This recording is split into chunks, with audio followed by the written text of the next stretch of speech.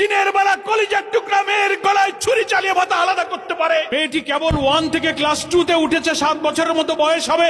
মেয়ের বাবাকে দেখলাম কেঁদে কেঁদে বলছে, আমি 7টি বছর আমার বুকে নিয়ে তাকে ঘুমিয়েছি, কিভাবে আমার রাত কাটবে। কুপিয়ে কুপিয়ে তার দেহকে খন্ড খন্ড করা হয়েছে। ওইটুক শিশুর মাথা আলাদা করে তাকে বাথরুমের মধ্যে ফেলা হয়েছে। আজকে আমরা মানবতা, গোটা জাতি, গোটা দেশ আজকে আমরা লজ্জিত, ব্যথিত।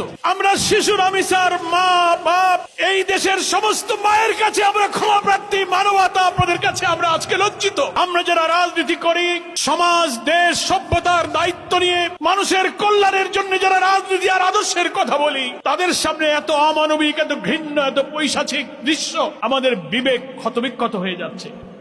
হ্যাঁ, আমরা এটা স্বীকার করি। সরকার হয়তো বলবেন, প্রশাসনের দায়িত্ব পালনে যারা আছেন তারাও হয়তো বলবেন, সমাজ তো অপরাধ থেকে কখনো মুক্ত হয় না, সব সমাজেই কিছু অপরাধ প্রবণতা থাকে। কিন্তু আমরা বলতে চাই, মানব সমাজ 100% অপরাধ মুক্ত হয় না, একথা ঠিক। অপরাধ প্রবণ মানুষের মধ্যে অপরাধী মানসিকতা থাকে। তাই বলে সেই অপরাধ এত নিষ্ঠুরতা, এত বর্বরতা, এত নৃশংসতা, দিনের বেলা কলিজার টুকরা মেয়ের গলায় ছুরি চালিয়ে মাথা আলাদা করতে পারে, এই নৃশংসতাই আমি জাহিলিয়াতের বর্বরতাকে হার মানিয়ে দিয়েছে।